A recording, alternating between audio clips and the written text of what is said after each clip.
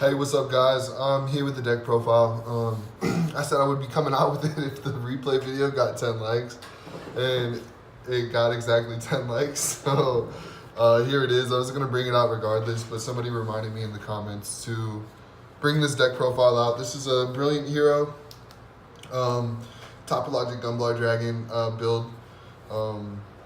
Basically, it was a 60 card build, and I was getting upset because I couldn't see my plants as much as I wanted to.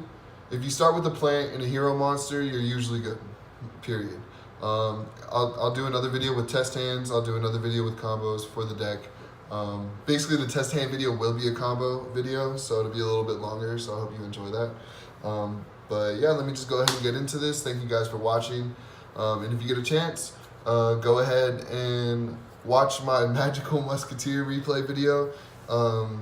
It's a deck that I feel like is highly underrated, and it has a lot of potential, especially in the future, being that it is a deck of like hand traps. Pretty much just hand traps. Cross domination for Musketeers is a poor man's infinite impermanence, and I'm a poor man, so this is my competitive build right here. This is what I'll most likely be taking to an ARG event in Fort Worth on the 22nd, if I'm lucky enough for my dates to line up and for me to go. So there's a proxy in here, and I'll get to that as we go along. So I run 2 Shadow Mist still, because I don't necessarily want to see it in my hand all the time, and at the same time I do want to see it in my hand. It's not the end of the world if I don't, because you can always Skull Dread and find it. Oh, by the way, this is a 42 card build. 2 Vions, it should be at 3 because you want to be able to dump Malicious like no matter what. If you can dump Malicious, then you're pretty much set. If you have this and a plant in your hand, you're good because you get an additional normal summon from the Gem Knight. Your pretty much like main extender, in my opinion, is Destiny Hero Malicious. I feel that way because you're able to special summon from the deck twice, then your deck, and deck thinning and then drawing is a great way to, I guess, boost your consistency on what you want to draw, I guess if that's the right word. That's literally it for the heroes. That's literally it. So let's go ahead and let's get into the plants. The plants is the most important starter of the deck, and so you want to have 3 Lone Fires, and you want to have 3 Scorpios. You want to see this card, either one of these 2, as soon as possible. And if you can, I always start with Scorpio, because you can save Lone Fire Blossom for the Firewall bounce, and you just constantly trigger your Firewall by bringing out another Lone Fire and then specialing from your hand. It's pretty cool. I didn't realize it until I was testing a lot, and realized that was a possibility. I run 2 Cobras. I run 2 of every like major brick. If you draw this, you're screwed because it's basically your way to find Brilliant Fusion. And its effect is only once per duel, and it has to be special summoned from another Predaplant, so from Scorpio. So I do run 2 of him. Next I run 1 Heroic Challenger 1000 Blades, because he's what you bring out when you Xyz summon Cobra and Scorpio. You make an MX Saber Invoker, you bring him out, then you make Isolde, right? I don't consider him a brick, because it's not, once again, it's not the end of the world if he's in my hand either. I can always dump him to the grave with another plant with Scorpio, or I can just normal summon him. It doesn't really matter. Next, I run 1 Blackluster Soldier Envoy at the beginning. I search him off of Isolde because he's always great. Like if my board gets broken at all, when it's my opponent's first turn, I have him for the next, and he can target and banish. He can attack twice if he destroys a monster, and he's a 3000 beat stick. So it's too easy to bring out. You got to run at least 1 of them. Next, I run 1 Sheehan Squire because it's my Isolde target. I dump Phoenix Blade for him, so I have to run 1 of them. And I'm sorry, guys, once again, if it's dark in here, it's nighttime. My desk light underneath here, it doesn't work. So next, I run 2 Gem Knights, Gem Knight Lazuli, Gem Knight Amber. I run Lazuli because it adds a normal monster back to hand, so if you add back your Psyframe driver, and you can always add back Amber. I added Amber into the deck because it's another Earth monster to make Naturia Beast with Sheehan Squire. So that's why he's there. Next, for the Brilliant Fusion Target, of course. Performance Trick Clown. I don't like seeing this card in my hand, but if I see it, once again, it's not the end of the world so long as it's not... basically, as long as I don't brick with Cobra, everything's fine. The one proxy I'm running as a token is Ibly. You want to run Ibly for the Nightmare package because you can Topologic Rip your opponent for 5 cards and leave an Ibly lock. And some decks don't, have a mermaid in their extra deck. Some don't for some reason. And you should always have a mermaid in your extra deck so you can keep playing. But Ibly locks are definitely killer to a large majority of decks who are not prepared for it. So that's a great way to catch people off guard. Next, I run 3 Ash Blossom and Joyous Spring. I think it's the best generic hand trap in the game. Every deck searches, every single one. They all have something that they need to search, and Ash Blossom could just ruin it. A well-timed Ash Blossom can just ruin opponent's entire scheme. Then 3 Side Frame Omega with the driver. I do want to run 2 drivers, so that way I have 2 live Omegas in the deck if I don't use this going first, because it gets banished and then it's gone forever.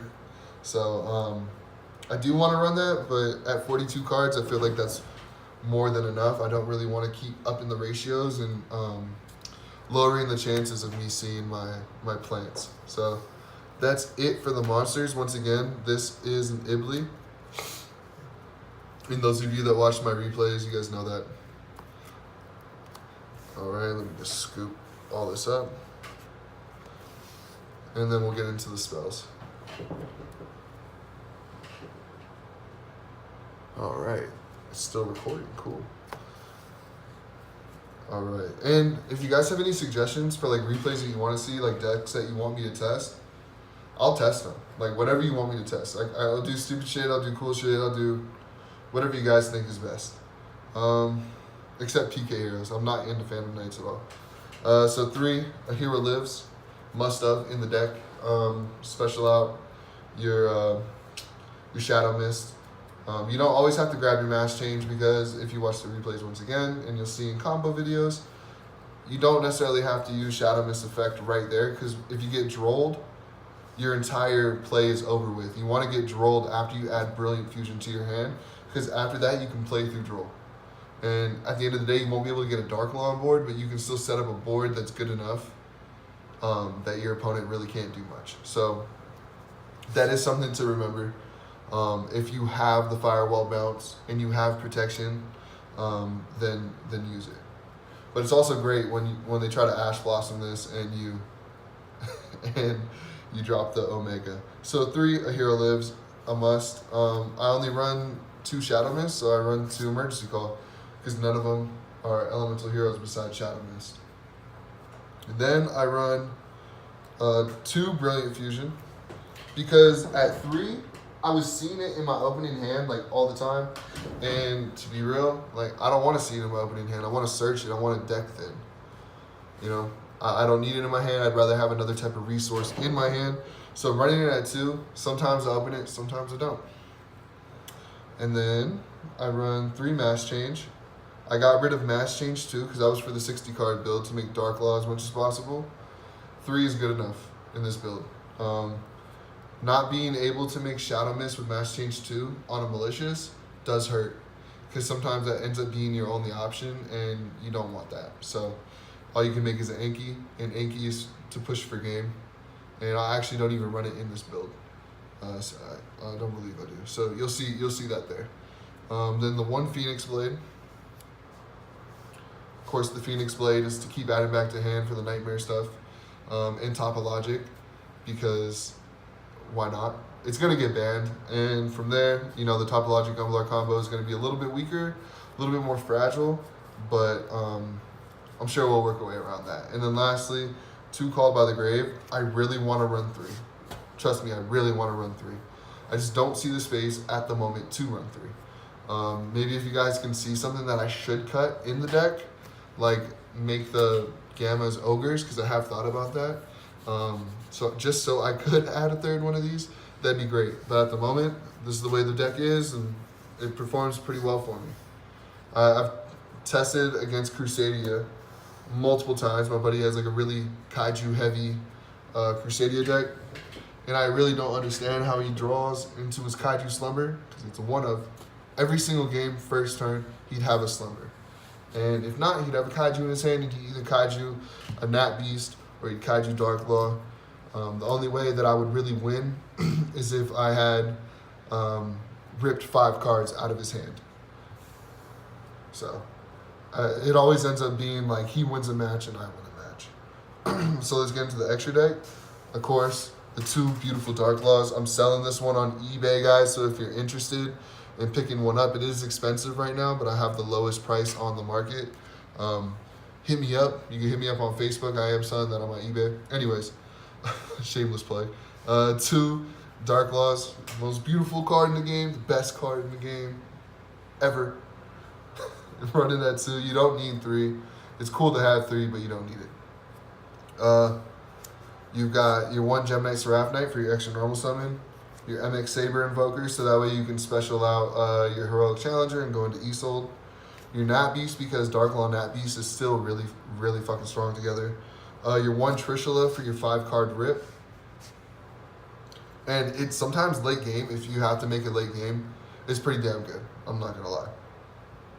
And that is it for the synchros. Let's go ahead and get into the links. So like I said, you need to run your 1 Mermaid, and Mermaid is legit in this deck for to special out Ibly. And then keep comboing from there, and you draw a card. It's pretty cool. So you need to have 1, regardless, in any deck. 1 Nightmare Phoenix, 1 Nightmare Cerebus. I want a Nightmare Goblin. Probably not going to pick one up because I'm going to buy a Ibly, and I'm going to buy a playset evenly matched if I go to this ARG event.